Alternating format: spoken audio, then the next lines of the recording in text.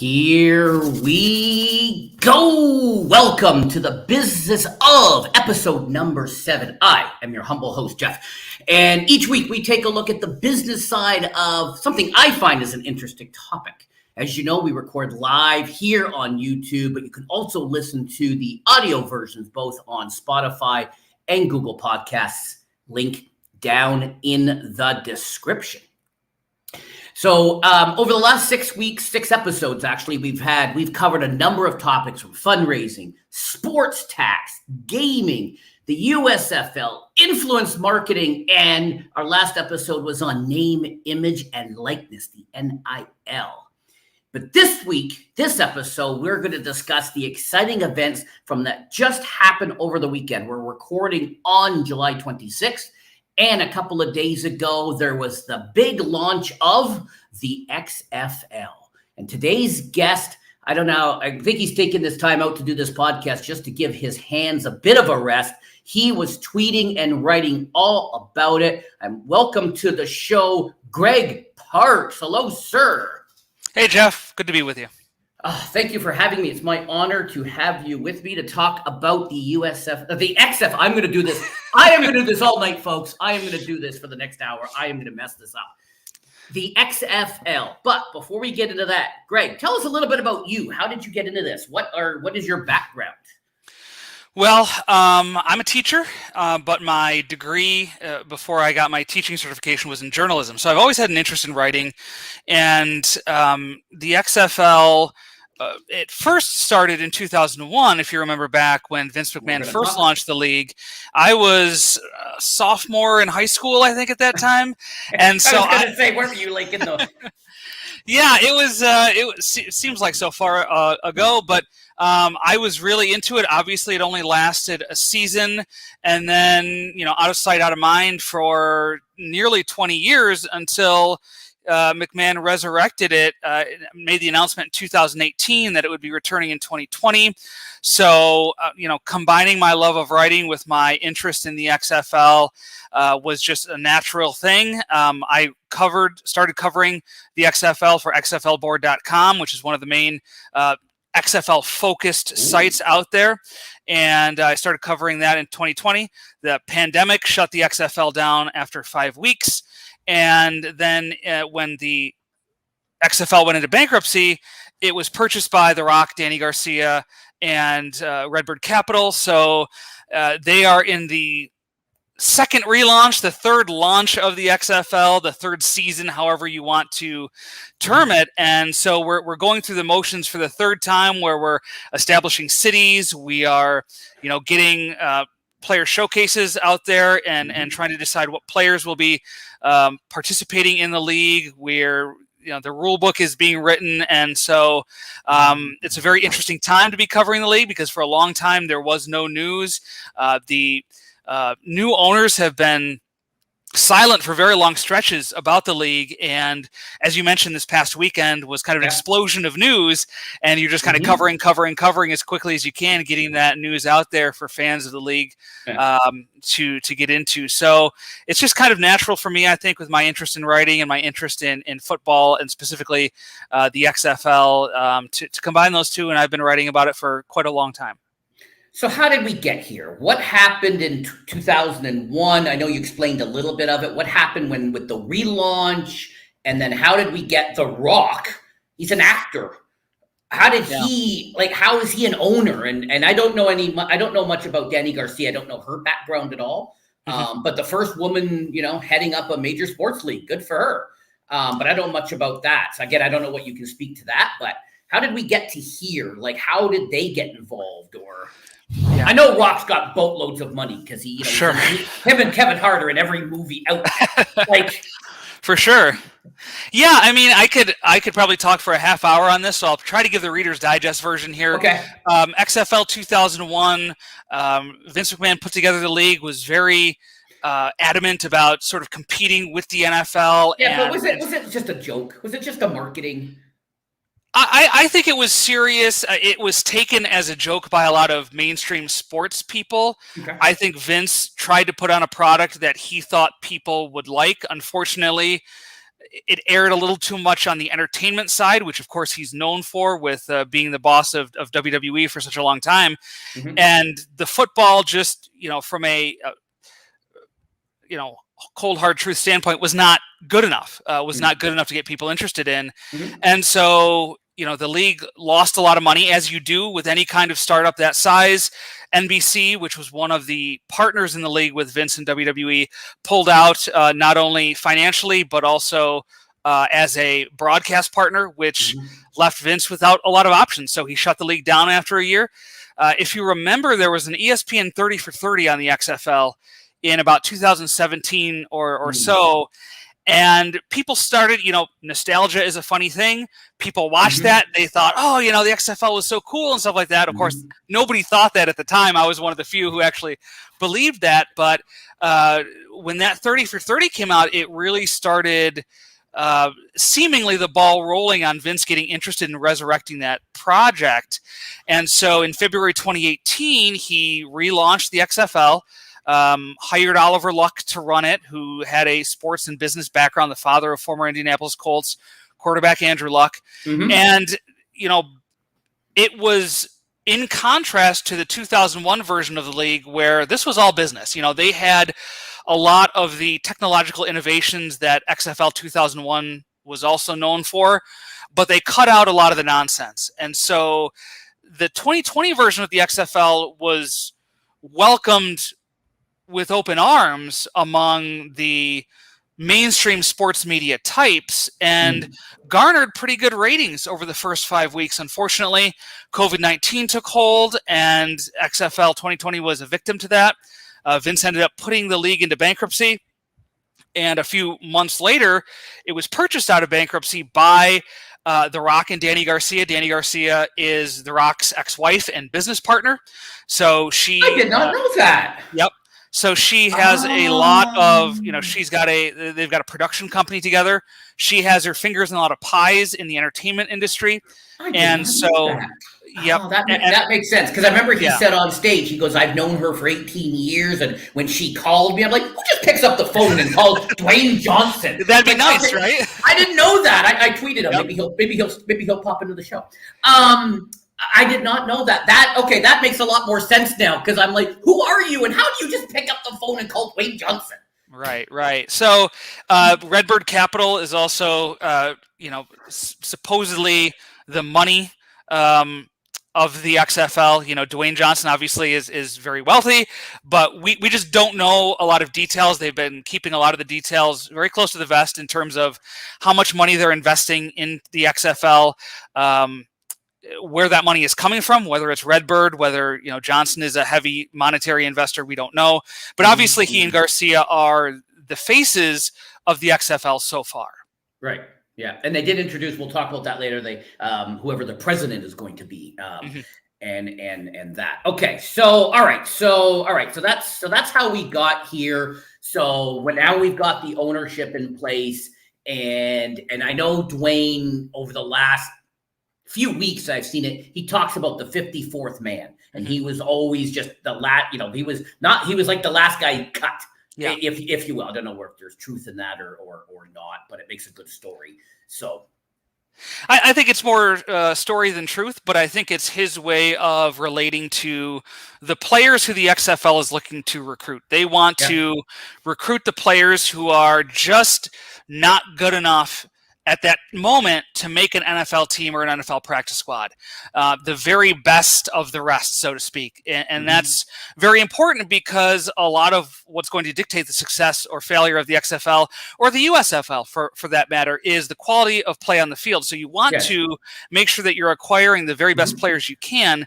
So The Rock played college football at the University of Miami, did not sign with any NFL teams, ended up playing in the Canadian Football League for a short time and was cut from there. So, I think he understands a little bit about the plight of the players that the XFL is trying to recruit, and that's just kind of his recruiting pitch to those players. Right. Now, full disclosure, a couple years ago, they had the AAF, the Alliance of American Football. I like that. I watched all the games, and everyone I know is like, oh, that just sucks. I'm like, no, you know what? It's not the NFL, but it's not supposed to be. It was some good play. I watched as many of the USFL games as I can. Again, I'm in Canada. I can't remember if I told you that or not. But I'm in Canada, and I only really got to see the ones on Fox and NBC. Because the other channels we didn't get. We didn't. Okay. There was a games on Paramount Plus. They just launched Paramount Plus Canada, but it wasn't available then. There's no US. We don't get the USA Network, Fox Sports. I don't think my cable company provides that, so I could only see those few games, and then I relied on some of the internet. I would pull up the website and just kind of watch what was sort of happening. I'd rely on tweets from other people to know. But that was some good ball. And again, there was a lot of guys that were playing that were on NFL rosters, but were not now for one reason or another. Injury or circumstance or whatnot, right? Yeah, absolutely. And whether it's a slow 40 time that they ran, whether it's they don't meet the height requirements for the position in the NFL for what a lot of coaches and scouts look for. Maybe they've had injuries that they just weren't able to overcome, whatever the case may be, that's landed them in one of these spring football leagues. They're out to show that those aspects are not going to hold them back from being productive players. And I have noticed that a few of those USFL players have been signed to 90-man rosters. Are they going to make the team? Who knows? Yeah. But at least now they've got a shot, whereas they did not have a shot 6 months ago. But now they actually have a shot at maybe keeping going their pro career, which is what everybody wants. And we want the best for these for these guys to be able to do that. Right? Sure, and that's a big selling point for the USFL and for the XFL is put quality film on tape, and the NFL will find you. And so if you do that, and even back in 2020, there are still a dozen or more players who played in the XFL in 2020 who are still on NFL rosters. So it's just an alternate route that players can take to get noticed by the NFL. Yeah, my son and producer who helps produce a lot of these shows that I do, we played a lot of sports games, and that was always our mantra: put stuff on film, and do stuff. And I talk about this on other shows, and anybody who will listen, we go, they're like, oh, why did they do that play? That's a stupid play. You got to put it on film because now the other team has to now prepare for it, right? So big fan of putting stuff on film, even if you never plan to do it again. But at least now they have to spend a few minutes and take away from something else to think about that, right? Yep. Right. So, all right. So big announcement. We got teams. So who are the teams? So 5 of the 8 franchises from XFL 2020 are returning in 2023. And it's been this sort of awkward transition because there's a lot that's similar from XFL 2020 to this new incarnation, but the ownership is making it very clear that they're in a lot of other ways starting from scratch. So, you have where do I want to start? You have the Texas teams. I was going to say, leave those for last. Do the other 5 and then leave those. Maybe I'll do the opposite way. You have San Antonio, you have Las Vegas, and you have Orlando. So those are the new franchises, the new cities in XFL 2023. You have the Dallas/Arlington franchise that's returning. It was Dallas. It's now being called Arlington, at least for now. Because they're not playing in AT&T Stadium. They're playing in a different stadium. Correct. They're playing in Choctaw Stadium, which is actually in Arlington. Yeah. So, you've got that. You've got the other franchises, which are DC, Washington, D.C., where they'll play at Audi Field again. You have Seattle. Well, they'll play in Lumen Field, which is where the Seahawks play. And you have St. Louis, which was the best franchise in terms of drawing an audience in 2020. They'll play at the Dome at America's Center. And you have Houston, which will play at TDEC. And right on cue, Houston is still the XFL champs, according to my friend Lo-Fi Monk. Yes, uncrowned champions, but certainly you can call them the champions. They were 5-0, the best team by record in the XFL in 2020. So, yeah, I think it's fair to say that. Okay, so from the tweets, not from you, from other tweets, people weren't happy about 3 Texas teams, and so let's start there. Right, and they're could be any number of reasons for that. One of the key reasons is a low-cost state to run this type of franchise out of. If you look at some of the areas where the XFL is not returning in 2023, it's California, in Los Angeles, and New York, which are two high-cost states to run in for insurance for players and things like that. So Texas is. And I was going to say tax. Episode 2, we had the sports tax guy on where he was explaining jock tax and a bunch of other things. California, New York, Florida, but Florida has no tax. Right. And so I don't believe Texas does either. Is that correct? Believe so. I believe Lo-Fi Monk is from Texas. So if you can, Garrett, so if you can confirm there is no state tax, obviously there's federal tax. Right. But Lo-Fi, if you can confirm there is no state tax in Texas, that would be great. And that puts more money in those players' pockets. And do you think that has something to do with it? I think so. I can't think of any other reason why that would be the case. I also think it's the reason that XFL headquarters is also going to be in Arlington. That was the announcement they made Monday. They'll be practicing. There it is. No state tax in Texas. So they will be practicing during training camp in Texas. And the league headquarters will be in Texas. So I think financially it's a benefit to the new ownership to run a lot of their business out of the state of Texas. Right, and that's his hub now. I was reading about on Monday. Yeah, it's a little different than the USFL's hub. The USFL had a hub model for 2022 in their first season where they played all of their games in Birmingham. Correct. And that's going to be a little different than what the XFL is doing. Their hub is in Arlington, and that's where teams will hold training camp.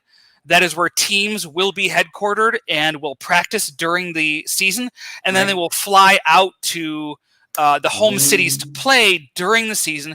They'll fly back at the end of the game and practice there for the week. So it is a competitive advantage for the teams in Texas for sure. But when you have a startup the size of a professional football league like the XFL, you're going to look to cut costs where you can. And I think this is just one of the more reasonable ways that the XFL found that they could kind of cut costs. Right. Okay. So they're going to practice, and then they're or the night before, because the NFL flies out the day before. I would assume the day before. I'm not sure that those specific logistics have been worked out yet. Okay. All we know for sure is that they will fly to the home cities to play. For example, the Seattle team will be based in Arlington. They will practice in Texas, and then when they have a home game, they and their opponents will fly out to Seattle. They will play the game, and they will fly back. Oh, interesting. Okay. Oh, okay. So they're all, and so then I guess depending on how size of the rosters, which we'll talk about in a minute, I guess they just get one jet, jam everybody into one jet, and fly them across and fly them together. Yeah, I would assume that to be the case. So Lo-Fi says they should just have training camps here. They are going to have training camps in Texas, in Arlington. So there you go. Okay. All right. So we got the 8 teams.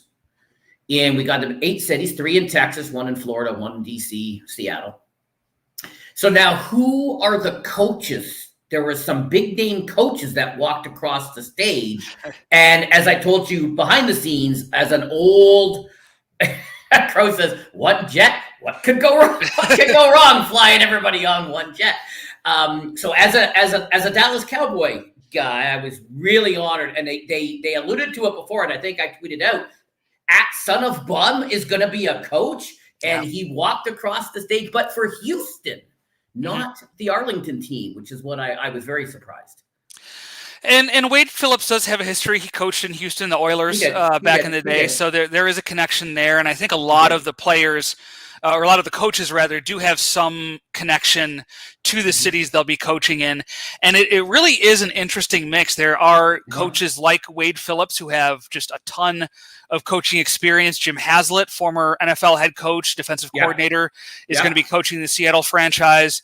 So Rod Woodson, Yep. former player, commentator, Hall of Hmm. Famer, but I don't Yep. know how much coaching experience he Well, has per se. and that's the other side of it. You have guys like Rod Woodson, who's going to be coaching the Las Vegas franchise. You have Reggie Barlow, who is a head coach at the college level Hmm. previously, who's going to be coaching Washington, D.C. You have Yeah, guys like Terrell Buckley, big name yeah. former NFL player, is going to be coaching in Hmm. Orlando. You have other coaches like that who Anthony, and I'm going to say his Anthony name Becht. wrong. Yeah, I was. Anthony Becht will be Yeah. coaching in St. Louis, and Hmm. what these coaches have in common, they may not have a lot of coaching experience, but they are 10 plus year NFL veterans as Hmm. players. Hmm. They have made numerous Pro Bowls. Some of them are Hmm. college football Hall of Famers. Some of them Hmm. are NFL Hall of Famers. So while they may not command that presence that former major head coaches tend to do from their players, Hmm. they will immediately command respect out of the gate from their players based on their playing experience. Yeah. Have they talked about assistant coaches? Have they announced any of those yet? They've announced offensive and defensive coordinators for each Okay. team, Okay. I missed except that. for Rod Woodson's staff. His the way he termed it is that his coordinators are completing prior commitments, and when they're done with those commitments, they'll be officially announced. But there are coordinators. Interesting. Yep, there are coordinators with NFL experience. Former New York Jets defensive coordinator and NFL head coach Greg Williams will be a defensive Ooh, coordinator on staff. A couple nice. former head coaches from XFL 2020, June Jones, who was with the Houston franchise, and Hmm. Jonathan Hayes, who is the head coach of St. Louis, are back as offensive coordinators for teams. So there are some pretty well-known coaches who will be assistants in the league as well. Excellent. So just a couple of questions from the chat. Lo-Fi Monk, have they announced any rule changes? Earlier you said they're still working on it. Have they given any hints? Because the USFL had mostly NFL rules, but then they did. I like what they did with the kickoffs, which I kind of think the NFL should adapt. So is there any hints on what they might be doing there? And do they have? So they brought in former or USFL. They had Mike Pereira as their Mm-hmm. referee, and they had the we'll talk TV in a minute, but they had, so if they talked about that, who's going to be in charge? Yeah, Dean Blandino is going to be the head of Oh, officiating in the XFL, who actually had Mike Pereira's position in the NFL he after did. Mike Pereira did. So, Correct. you And he probably made that horrible bad ruling on the catch that Des Bryant made in Green Bay. So I have a hatred of toward course, Dean Blandino, and to this very day. very infamous call. But yeah, I mean, Dean Blandino was with the XFL in 2020. Mm. So Danny Garcia was asked, I think, by the Markcast podcast, who was there covering the event on Monday. They did ask her about the rule book, and I think she said they just completed it recently, and she indicated that there would be very small changes, but a lot of the rules that came about in XFL 2020 will be staying. Okay. All right. All right. All right.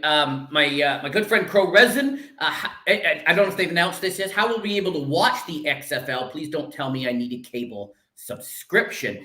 And of course, on top of that, how am I going to watch it here in Canada? Well, all I can tell you is that ESPN and the family of networks, the ABC Disney family of networks, is going to be the exclusive carrier of the XFL. Back in 2020, it was a partnership. ABC, ESPN had some games. Fox had some games. Obviously, Fox out of the picture now that they have an ownership stake in the USFL. So games will be played on ESPN, ESPN2, ABC, FX. Which is a cable channel that's owned by Disney now as well. So cable subscription, or if you have a streaming service like YouTube TV or Sling TV, you should be able to get those, most of those channels at least. So this is just speculation based on what you just said. I know Disney is trying to get some NFL games, but they're going up against Apple. I know that NFL wants to enhance their streaming. Yes, they came out with NFL Plus. I understand that, but they also want to. Do you think something would show up on Disney Plus? Yeah, that's a good question. I think it's more likely that there's a lot of talk about shoulder programming for the XFL, which is Danny Garcia has talked a lot about wanting the XFL to be kind of a 24/7, 365-day league where it's not just you play 12 weeks of the season and the league goes dark until training camp starts again. She wants a lot of that, the shoulder programming to go along with it. We saw a little bit of that with the USFL, the behind-the-scenes show that they had on weekends, and I think the XFL would like to do something like that. I think if games are not kicked occasionally to ESPN Plus, I think you would see some of that programming that goes beyond the actual games that could end up on ESPN Plus. Right. In Canada, we have TSN, which is partially owned by ESPN.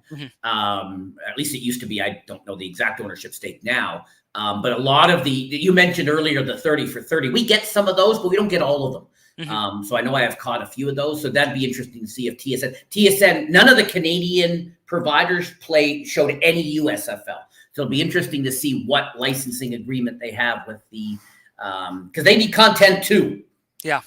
They need content, For sure. And really the more eyeballs that the XFL gets on it, the better, because that's what's going to sustain this league. We've seen, and you mentioned the AAF before, which only lasted less than one season, but it's been very difficult for spring football leagues, alternative football leagues, call them whatever you want, to gain a foothold. And so, the only way these leagues are going to be successful is if people watch, and the more people that watch, the more people that know about these leagues, the better chance these leagues have to survive. So my friend Crow says, boo ESPN. I guess I'll read about it on the interwebs then. I guess he doesn't get ESPN. I don't know that. Might get some games on ABC. So that's it's not cable. So I don't think he has cable either, if I remember correctly. So and then Lo-Fi says it's pretty interesting how the XFL has handled I think he means the USFL. The XFL had the kickoff in 2020, which was a very radical rule change. He said earlier, I missed this one. He said remove from the game, just start the ball on the 25. Yeah, that's something that I think has been bandied about in the NFL and things like that, just because the kickoffs have produced so many injuries and concussions, which the NFL is trying to cut down on. They are looking at ways to cut down on the injuries sustained during kickoff, which is why you have rules like, moving the kickoff up. So you're seeing a lot more touchbacks, which is basically, legislating the kickoff out of the game without doing it. But the XFL in 2020 really came up with a great way to keep the kickoff in the game, but also to limit the number of injuries that players suffered. And it was a radical change, and it looked funny when you saw it on TV for the first time. And sometimes those changes don't gain acceptance from sports fans right away, who are used to seeing the same thing over and over again. But this was something that was lauded by almost everybody. So I can almost guarantee that kickoff will remain in the XFL in 2023. Lo-Fi said they need eyes, so cable is boo-boo. Well, I mean, look, ABC is not cable. ABC is a network, and so that's different. I don't know what the alternative besides cable is. Yes, streaming is becoming more and more popular, and you're seeing people more and more cut the cord, so to speak.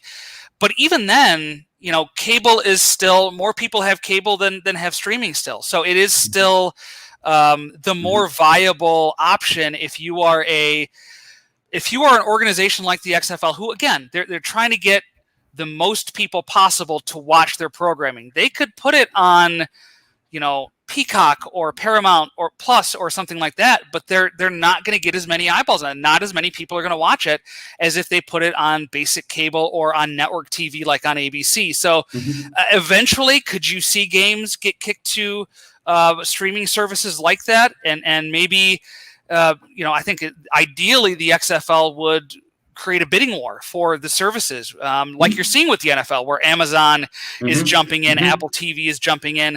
I think that's the way that the XFL is going to make money, is by having its services really fought over by cable, by streaming, by all of these places to show the games. I bet you they end up on Disney Plus. It's already owned by them, so it just makes, especially if they do some of this alter programming behind the scenes, or maybe a recap, or just just something. My friend Purple Haze, is there any plans to make the XFL an affiliate of the NFL. So how is them, the USFL, the NFL, how are they all going to play together? Well, the NFL and the XFL have a very loose working arrangement. Dwayne Johnson, The Rock, mentioned on Sunday at the town hall event that they held that he and XFL representatives have had numerous meetings with key NFL people, including Commissioner Roger Goodell, including Troy Vincent. Troy Vincent is the head of the NFL Players Association, for anybody who doesn't know. Yes. So the one, they've come to an agreement on sort of testing out new technology, testing out potential rule changes. That's, down the line, not, I don't think, for the first season. There is an affiliation there. The USFL doesn't really have that with the NFL, but certainly the NFL is going to encourage organizations like the USFL, like the XFL, because they can get players from there, as we've seen. And so that can help the NFL. It's kind of a minor league system for the NFL without the cost. It's not costing them anything for these leagues to exist and for them to be able to pluck players from it. So it's really a win-win for the NFL. None of these leagues are going to challenge the NFL's supremacy in the marketplace, but they'll exist to sort of serve the NFL when it comes to giving them potential players. And the XFL also has a deal with the NFL Alumni Academy, which is itself has a loose partnership with the NFL. I'm not sure how that relationship is with the actual NFL, but the NFL Alumni Academy basically is coaches, former NFL coaches, bring on free agents, and they will train them and work them out during the NFL season. And NFL teams, if there is an injury, if there is a performance replacement that they need to make on their roster, this NFL Alumni Academy is basically training players to be ready to be signed by these teams during the season.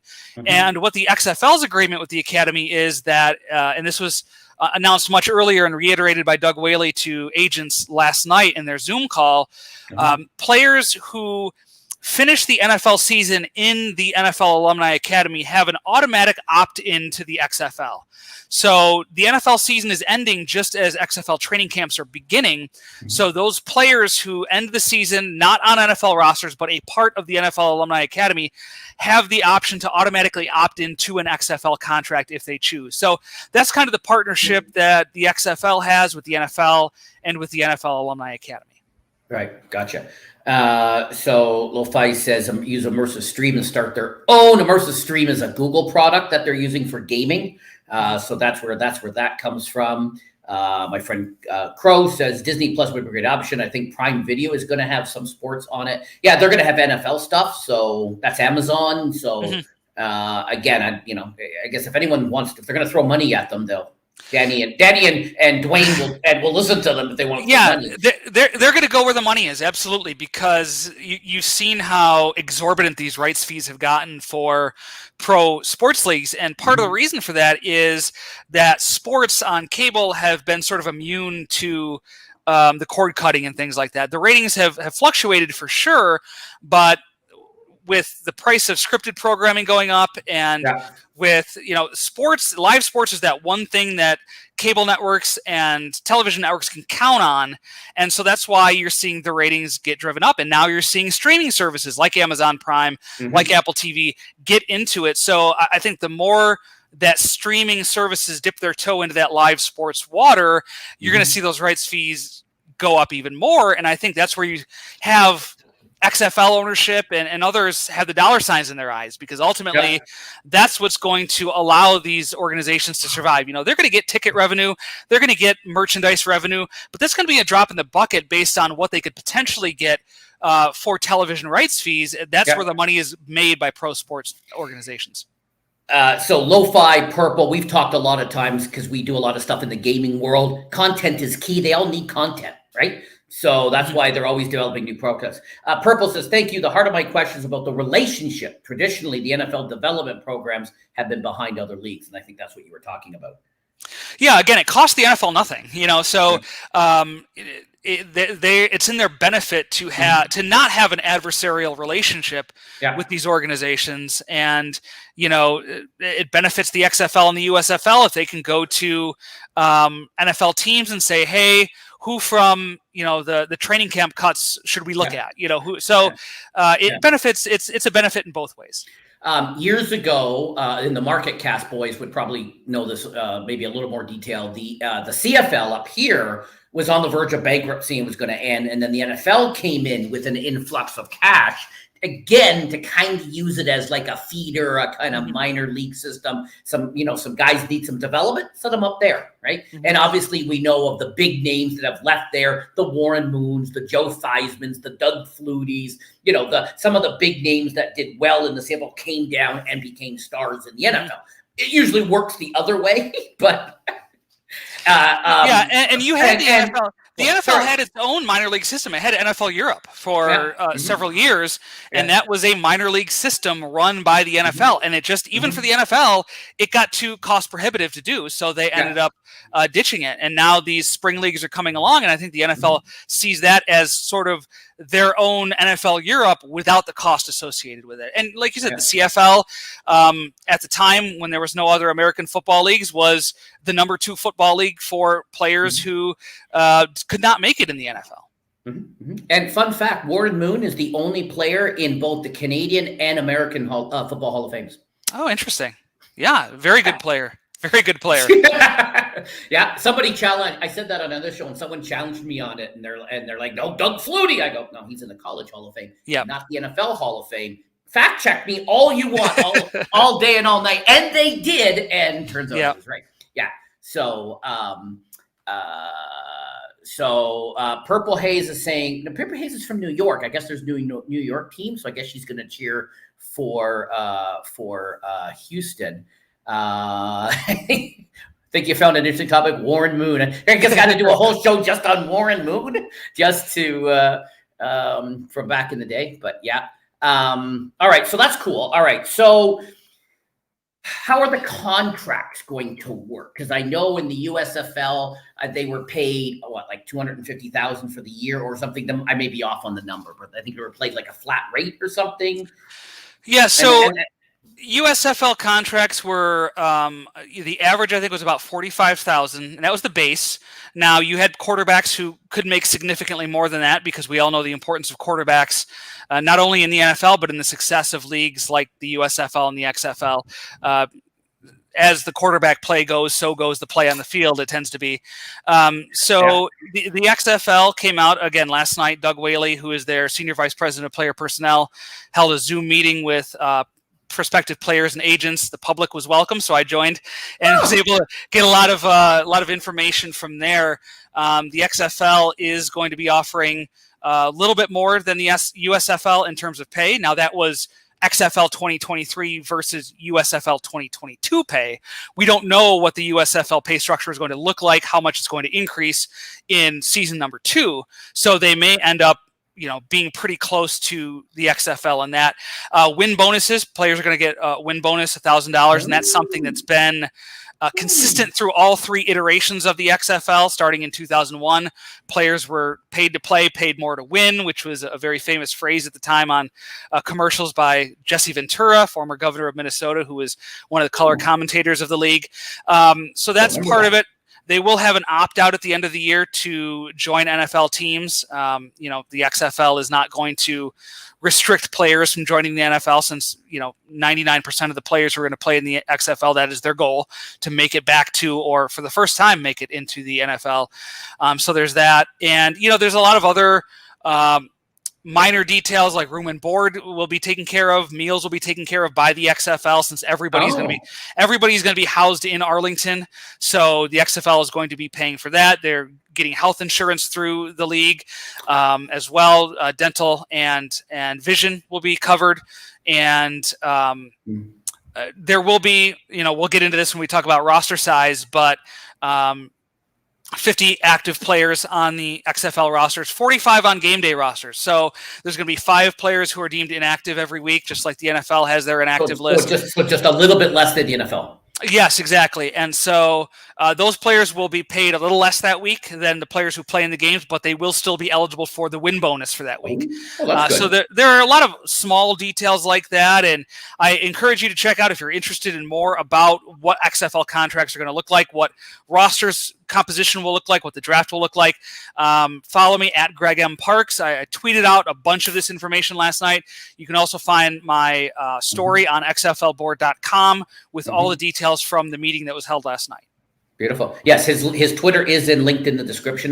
That's how I found him, just some of the hashtags and stuff like that. And I started following him and posting and liking some of his stuff. That's why I asked him to come on here. Great content. Okay, so let's talk about. Okay, so I saw some negative stuff because everyone's going to be in Texas. They're only going to go to the game, the cities. So they're only going to go to Seattle for the Seattle game. And yes, the USFL did not do that. So is it going to be hard for them to attract fans, or is it going to be like lo-fi? If there's a game in Houston, he's going. Or how do they build that relationship with the city? I think I saw something. The San Antonio mayor, I think, was very happy, and I think he worked hard behind the scenes to get a team there. So what do you think the dynamic with the city?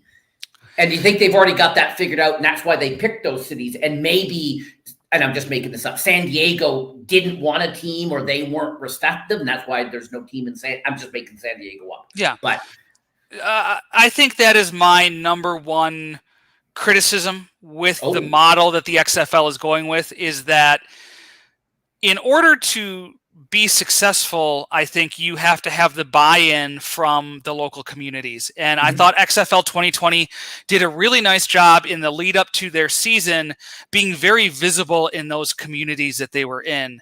Right. And, you know, when you're only going to those cities for game day, I do wonder, how do you get into the hearts and the minds of the people in that city the other 6 days of the week? Right. And I think the XFL recognizes that, because if you read the press release that was put out announcing this specific hub model, I think it was Danny Garcia had a quote in there about how the league still plans to have a presence and be present in those communities. So I think the XFL was aware that those criticisms might come. We don't know what that's going to look like, what that presence in those cities is going to look like before the season, during the season, after the season. But from that line in the press release, it does give me a little hope that this is something that XFL League Brass does recognize, and that they're going to try to work around that obvious situation of, you know, everybody being in Texas from the time of training camp till the end of the season, and what is that presence? How can they ingratiate themselves to local media? How can they ingratiate themselves to the citizens so they feel like those players and those coaches are a part of that community? I guess it wouldn't take much to hire a PR firm, hire some people in Seattle to talk to the media, promote it. They can do Zoom with the players and the coaches, and then make them available on game day. And I think the structure would be a little less formal than the NFL. NFL has some very strict rules. Back in 2016 or 17, my son and I toured the Cowboy facility. And they had some, you know, it's an office. It's their job. There are some, and there were some very strict NFL rules around what we could and could not do when we were in the building. Turns out that day that there was no players in the locker room, so we were able to walk through no pictures, no stopping. I couldn't take a picture in front of Dak's locker or anything, but we could walk through the locker room because there were no players in there. Right, because that's their job. That's their, you know, people don't. You mentioned earlier you're a teacher. I can't walk through your classroom during the middle of the day, and take pictures next to your chalkboard. I'm showing my age. You don't probably use chalkboards anymore. But that's all right. That's all right. But you know what I mean, right? But I think they may not have as many. It may not be as rigid as the NFL is. right? So I think they could probably they probably are going to do that, hire a local firm or two, have some, work with the media get stories out and stuff, have those Zoom calls, I would think. And then day of the game, before or after, have players available and coaches available for the big plane flies everybody out.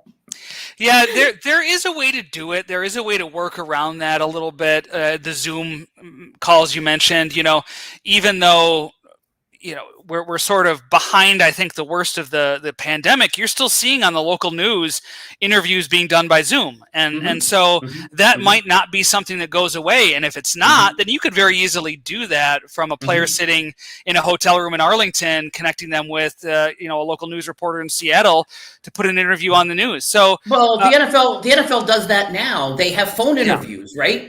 So if Green Bay is coming to Dallas, well, then Aaron Rodgers is going to have a media availability with Dallas staff, with Dallas reporters, day 2, 3, whatever the number is before the game, right? So they already do that now in the NFL, right? And I think my concern isn't so much media; it's you're trying to get community members to come out and buy a ticket to these games and invest in these teams.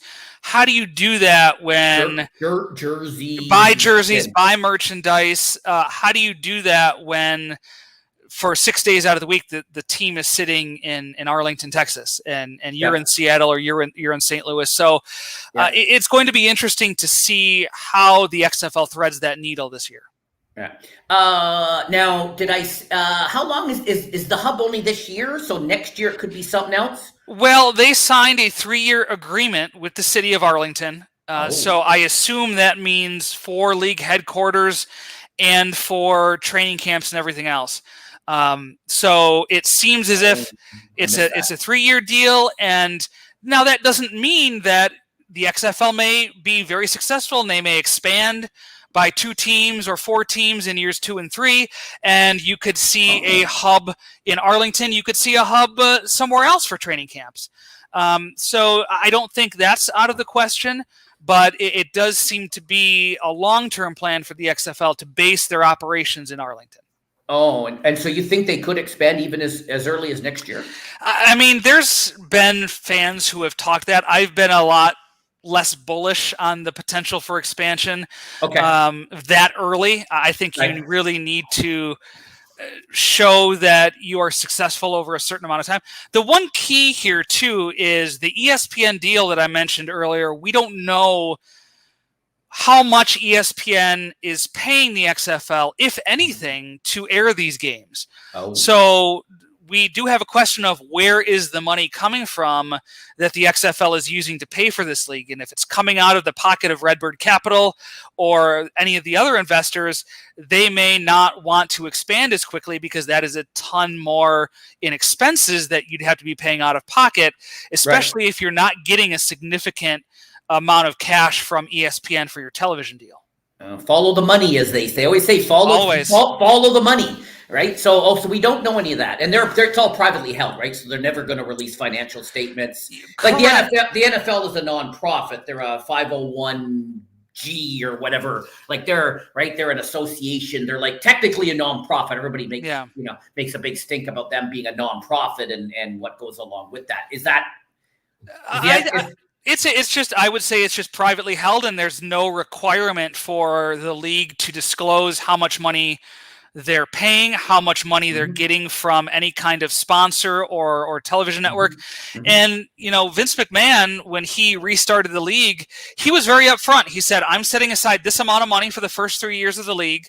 And, the ESPN deal is this, and the Fox deal is this, and this is how it's going to work financially, where this ownership has not done that. And they don't have to, it does raise a lot of questions for fans who have been burned by the XFL twice before and want to ensure that ownership is in this for the long haul. Not disclosing that kind of financial information raises some questions, but they have the right to keep that private. Will they be forced to? Will there be an outrage? Will fans make them? Will media make them? Will something get leaked? they've been very good about nothing leaking, and you can probably attest to this. When they had the talks with CFL, they had I believe, what are we in 2022? So back in 2021, they actually started talks with the CFL about some kind of partnership, and that went on for a few months. In the end, the leagues could not reach any kind of working agreement, but there was tons of speculation about what they were discussing, what kind of partnership, from just sharing sponsors to a full-fledged merger, and nothing leaked out of that. There were virtually zero leaks. So the one thing this ownership group has done a very nice job of is keeping things very tight-lipped and very close to the vest. Yeah, I saw lots of speculation about teams and stuff, and I saw lots of tweets going, "Oh, I got some of the teams right. Oh, as we thought, these were some of the teams." And I think there were some sizes. My friend Crow says he hopes this works out for the XFL.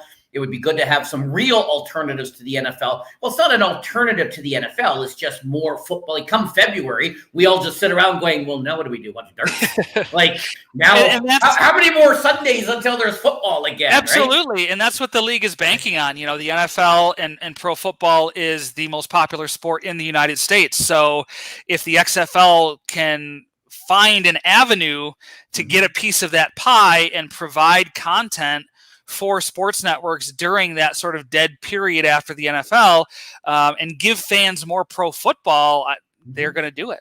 Yeah, and Lo-Fi says they're definitely on to something. Have they talked anything about sponsors? Do we have like Pepsi? I'm just making something up. Do we have like Pepsi as a lead sponsor, or do we have like the official? Like Papa John's is no longer Pizza Hut. They got out. Yeah. They were Pizza Hut got out hutted by Little Caesars. So is Pizza Hut going to become the? Have they announced any sponsorship deals? Have they? I think you'll see. I think you'll see those a little closer to when the season starts. I think, and that's a big advantage of having a celebrity and a movie star the level of The Rock on board. Is you can walk into a board meeting with The Rock and just put people in awe. And that's an advantage to have somebody that level who's speaking on behalf of this league and who's going in to pitch the league to sponsors. And what company doesn't want to work with The Rock? That's a big part of the allure. We've seen that in the player showcases that have been held where the XFL is looking for players. The T-shirts worn are Under Armour. Nothing officially has been announced, but if you go into any Under Armour store, as I've been in lately, you see big picture of The Rock on the wall because he has some sort of deal with Under Armour.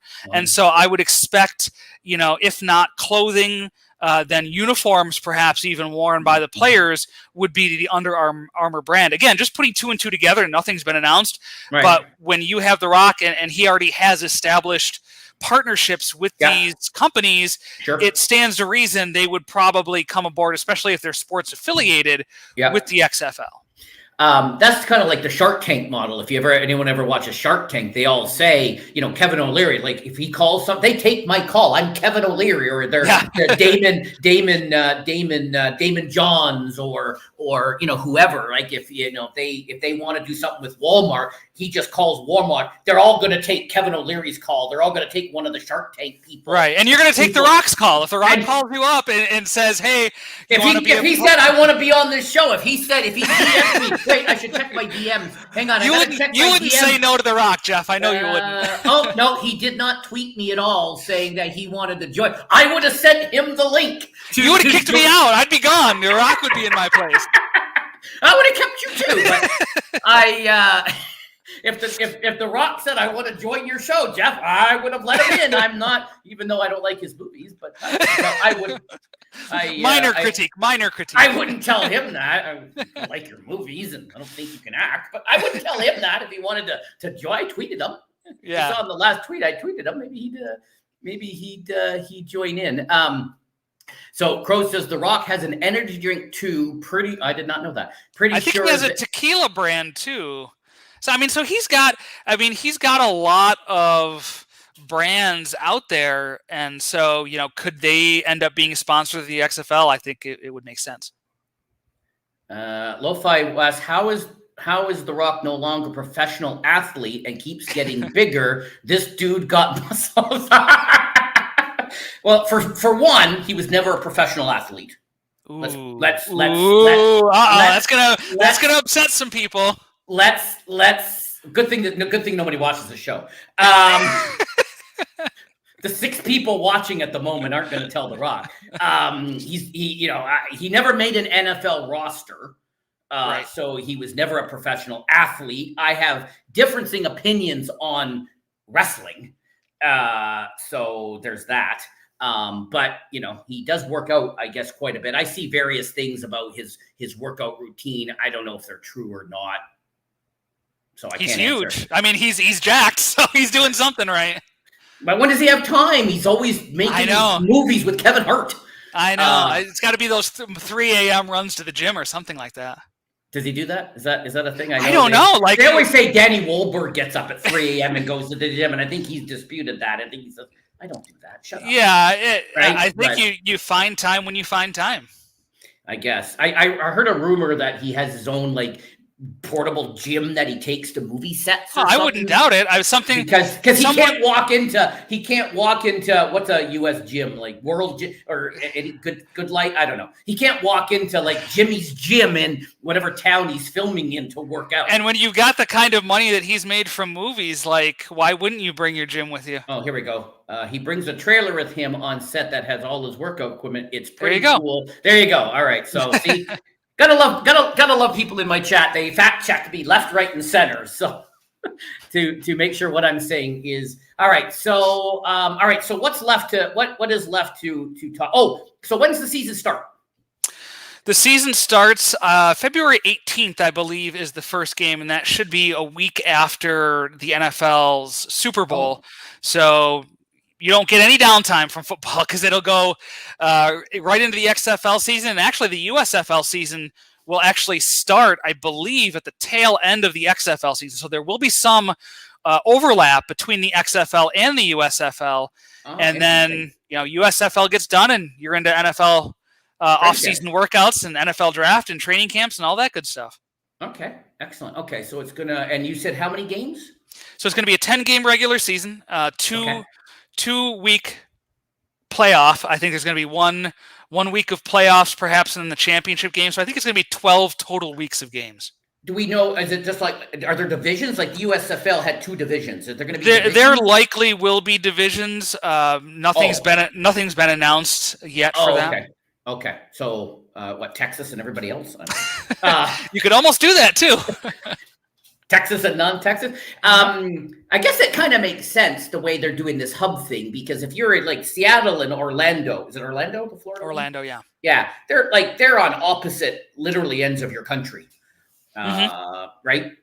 Basically, yeah, from bottom to top, yes. Right. So, and then everybody else is kind of smooshed. You got Vegas and St. Louis and the Texas team. Right? Everyone's kind of bunched in the middle, sort of. The geography people are going to yell at me because it's not the middle, but you got the gist of it right. I'm Canadian. What do I know about U.S. geography that none of you can find Canada on a map? I was going to say you did better with U.S. geography than I could probably do with Canadian geography. So good on you for that. There you go. Well, I've been watching football. I've been watching NFL football since 1975. So okay. So I know that can teach you a lot about geography. It can. I know my way around. I know my way around Texas. All right.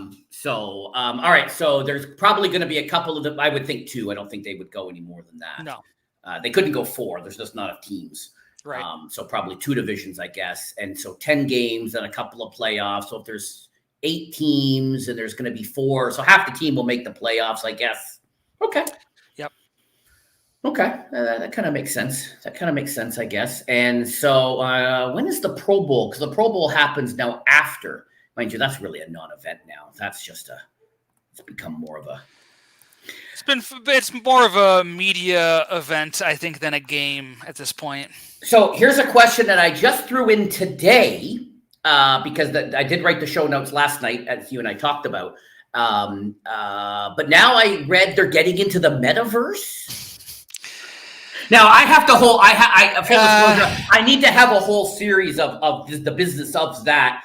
My problem is I find people who to talk about NFTs and Bitcoin, but they all just want me to buy they're like, come and buy my product. And if you invest, no, I want you to come and talk about, no, I want you to. So it all seems, everyone I seem to find to talk about it, all just have a product, or they want me to invest $1,000 and then we only take 20% of what you make. What? No, I want you to come and talk. What? No. Well, let me say this. My knowledge of the metaverse and NFTs is such that if you ever do a show about those, I will probably watch so that I can learn something, because I have no idea. I know there was a report that the XFL had trademarked things in this direction. Yeah. It's not my thing, but if it interests fans of the league, or if it even attracts people to the league, then I say go for it. Yeah. I'm a big, as people in my chat will know, I'm a big sports gaming guy,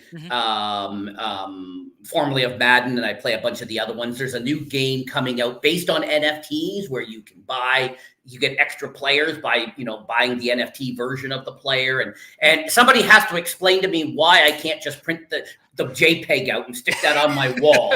Like, why do I have to buy the NFT? Someone has to explain this to me. Why can't I just print, Rock's picture and stick it on my wall instead of buying his NFT? Like, and again, I keep finding they all just seem to be scam artists that I keep talking to people about doing the show, but yeah.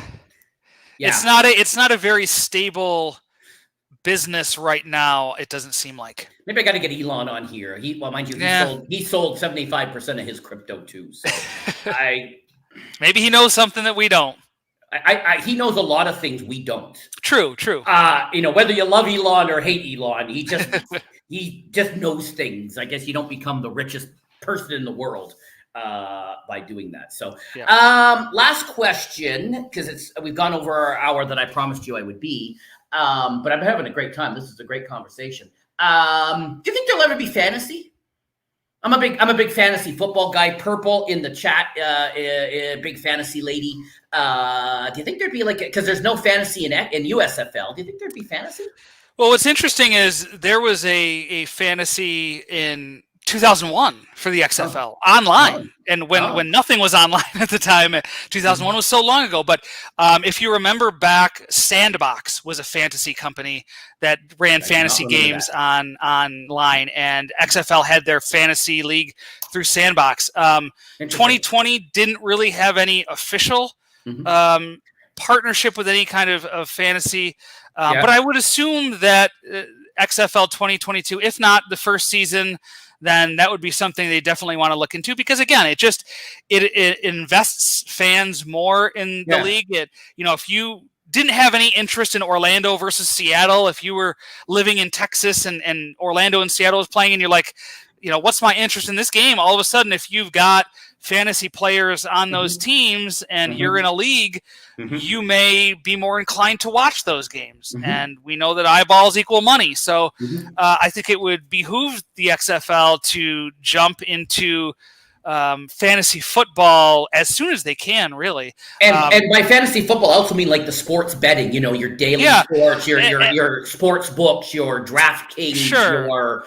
And XFL 2020 actually did. They were really one of the first sports leagues that put the odds on the screen and talked about the odds, and the announcers talked about it. And that was basically forbidden for the longest time for anyone to talk about during games or anything like that. Gambling. And that's going to be huge. And I think with the increased acceptance across the United States of gaming as a legitimate part of sports and sports betting, you're going to see these leagues embrace them. And again, it's all about making money. If the XFL can offset some of the costs of starting up a league this size, they're going to do it. And if they see the potential to do that in sports gaming, I think they will.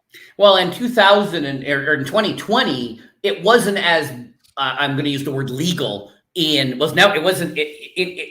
just only got here in Ontario, where I am recently. Everything was government controlled, but now DraftKings has their stuff like they have, and it's in 13 of your states. I would have to get El Presidente on here to Dave Portnoy to talk about that. We all know Portnoy. But it's gotten a lot bigger now in both countries than it was in 2020. Yeah.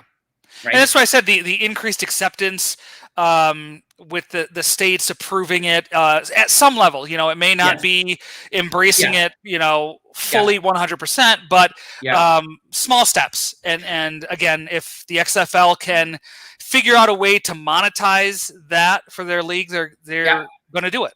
And I think, correct me if I'm wrong, I think during some of the USFL games, I think I did see like DraftKings tweet some stuff, changing some of the some of the odds and some of the stuff. Yeah. And I think I saw that. So, Lo-Fi says there's gambling and stuff on Twitch now, which is an online, place to watch people game and do stuff. And I know they just launched a new charity thing today, as a matter of fact. So, all right, Greg, this was awesome. I don't know if the chat has any other questions. Greg, anything else you want to comment on that we may have missed? We have covered the gamut. I do want to thank you. Appreciate you taking time out. I know you're hot in demand. You're you're on a lot of podcasts, it seems. I am, and I'll be on one tomorrow, and that'll make 4 podcasts in a row that I'm on, which I love. I very rarely turn down the opportunity to talk about the XFL because as someone who covers it but is also a fan, I want it to succeed. So the more I can spread the word about what this league is about to people, the happier I am to do it. But, we've gotten a lot of the big news, I think, so far. There's, the XFL draft will be coming up in November where we're actually going to get players attached to these teams. Oh, yeah, we didn't even talk about that. Yeah, which is important. I have seen some tweets. I've seen Rock and I guess Danny too. They've been tooling around. There was a big showcase in Hawaii. Yep. I don't know where else they've done the showcases, but I saw some tweets about that. And I guess he's just going everywhere. Yeah, I mean, this is a real push. I mean, this isn't something The Rock is just throwing money into and just, piecing out of it and saying, let me know how it goes. He is invested in this in more ways than one. So, the players, the draft will be in November. Training camps will begin in January. Team nicknames and colors, we're not sure how many of those will survive from 2020, but those should be coming out in the next few weeks, potentially a month or two. That's really the next big signpost up ahead for the XFL would be the nicknames and things like that. So there's a few other surprises that may come. I know Danny Garcia at the Texas Live event on Sunday made sure to mention that this is a collaboration between ownership and the fans, and she wants the fans to be there in many of the steps that they're taking to create this league. Again, we don't know exactly what form or shape that's going to take, but it certainly is exciting to hear that and to know that ownership is very interested in what the fans think. Okay, excellent. Lo-Fi earlier said, "Move over, Pat McAfee. Here comes Jeff," and he thought you were awesome, and we did a great show. I appreciate the support from my friends in the community. All right, so I'm looking forward to this. I may have to have you back come February, March, April once the league gets rolling. Is your goal to meet Dwayne? Am I going to see a picture with you? I guess you'd have to stand on some milk crates or a bench. Yeah. Or I don't know how tall you are, so I don't know. You could be 6'8" and be the size. No, not I have quite. No idea. You're gonna have to stand. There was on the sidelines of one of the XFL games. They were interviewing somebody, and the reporter literally stood on like a Gatorade can or something, so he was somewhat. Otherwise, he's like wait. Yeah, I'm only 5'10", so I'm pretty average height, whereas The Rock is little bit bigger than me. But no, I mean, would it be cool to meet him? Obviously, but that's not why I'm doing this. If I don't meet him in my XFL travels, that's fine. But I'm based down in Florida, so Orlando is about a 3.5-hour drive for me. So I would like to get out there to cover maybe 1 or 2 games during the season. It's probably not something I could do all 5 for because it is such a long drive. But I would like to get out there, and if he's there, who knows? I may bump into him. Well, he said he was going to be on the sidelines of every game. I'm not sure how he can do that if there's multiple maybe every week, maybe 1 game a week. Maybe that's more doable. Is the games just going to be Sundays? I would expect Saturdays and Sundays. We haven't heard quite yet what that is going to look like, but If it follows the trail of XFL 2001 and XFL 2020, they both had games on Saturdays and Sundays. And with a league of 8 teams, you're doing 4 games a week. I think it would be hard to do all the games in one day. And all the games will be televised on one of those networks. So it would be hard to fit all 4 of them into one day. So I think just by virtue of that, you'd have to do it at least 2 days out of the weekend. Oh, well, then he can hit a couple of games. Probably. And if they did like an early game and then an evening game, he's probably got multiple jets that can get him. I'm sure. Zippity doo-dah around the, maybe not Orlando and Seattle in the same day. But if Dion and Bo can play 2 sports in a single day. Well, man, what a crazy era that was. Can you imagine that happening today? Just would not work. I think the CBAs don't allow for, the teams would never the teams would never sign off on that in their contracts. Well, I watched that can't even drive motorcycles in some of these players' contracts. What was that the Michael Jordan thing? That Michael Jordan special that they had, and Rodman, like in the championship game, like went to Vegas for the weekend or something. Like, they're not doing that now, but it was the 80s, and there were no rules. But I often tell my family and my kids and other people, say 80s, we had no rules in the 80s. Exactly. Yeah. There was no rules back in the 80s. We just did whatever we want. And as long as we got home and the streetlights came on, that's all that really mattered. And in Rodman's case, definitely a different time. But Rodman going to Vegas for the weekend and partying and drinking and then showing up for the game and scoring whatever and doing whatever Rodman did and that. But like you said, there's rules around who can do what and things like that. And I don't think we'd ever see a 2-sport athlete again. At least, So maybe if they retire and stuff, maybe. Or whatever. But Greg, I don't want to keep you any longer. Thank you for this. May have you back come season time. Make sure you follow him on the Twitters, Greg M. Parks. Where did they find your written articles?